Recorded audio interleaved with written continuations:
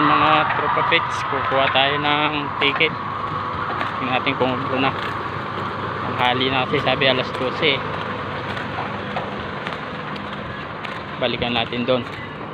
Mga tropa pits, oh. Lalim. High tide ngayon mga tropa pits, yun. Malalim ang tubig, oh. Lalim mo. Halos umabot dito sa ano. Lalim mga tropa pits, ayan, oh. May bangka pa. Magana yan, hanggang sa 4 na tao kaya doon. Lalim mo. Hindi pa ka maligo si anak? Si Eric ba? Oo. Dito lang ka na doon, malinis naman. Pero pag high tide, ito yung tuyo yan dyan, oh. Malalim. Hindi, walang tubig. Oh, malalim yung ano? Oo, mataas. Taas. Tropa pits. Mainit dito sa Cebu. Pakainit. Sobrang walang balabal, masusunog. Grabe init mga tropa. Nagtirik yung araw. Yun, nangingisda yun, ano? Mga pits may nangingisda. Lapit na natin. Ayun, naglalambat. Naglalambat si tropa. Ha?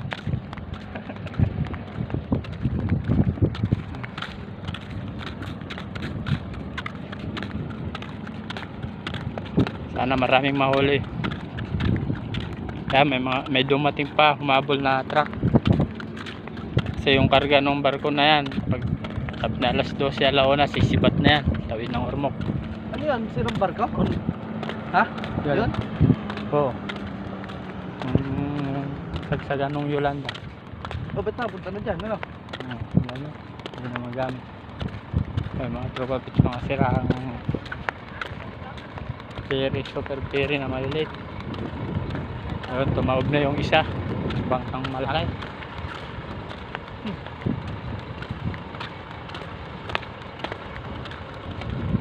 Mga tropa pits, nandito na tayo sa kuhanan ng ticketing. Tingnan natin kung obra na. Pero sabi kanina na alas 12 lang mga tropa pits. Ready na. Tanong natin. Pwede na sir? So yun mga tropa pits, kakakuha na tayo ng ticket. Ready to going to Ormoc. Tayo na lang natin ang pag-alis ng barko. Dito ang kuhanan ng ticketing ng mga cargo truck.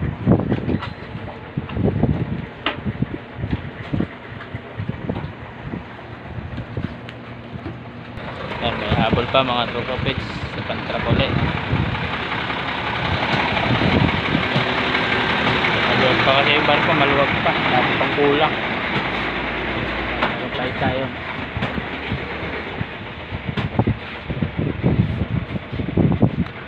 Bagay, ano pala ngayon, nabasa na kasi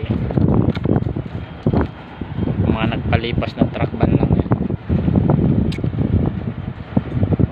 Let's go mga tropa pits. Ayan, nakakuha na tayo ng ticket. Ready na tayo sa pagtawid ng Ormoc. Ayan, yung mga umabol na truck, mga nagpalipas kasi sa labas ng truck ban, kaya hindi naman sila mabibiyo dahil may isa pang bakante dyan ng barko na wala pang laman. Kaya lang mamayang gabi pa yun. So, sa amin mga 12 or 1 PM alis na kami, biyahe na. So ayan,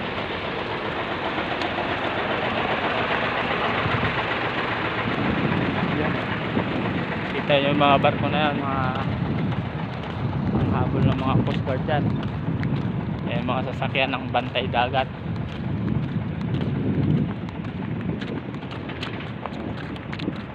Ang mga tender na naka dyan sa pier, mga guardhouse, ginawang guardhouse, mga nagbabantay din sa pier kasi ginagawa uli yung pier.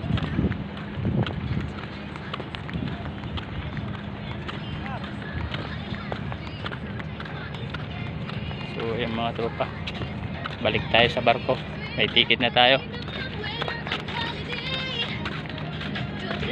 So mga tropa pets, andito Kain na tayo tayo. kami. Ngayon kakain na tayo at magutom na. Kahali na mga tropa. Ngayon kasama ko sa kabilang truck. Sabi yung amin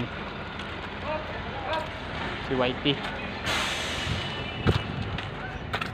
So ayun mga tropa pets, hanggang dito na lang. Bye.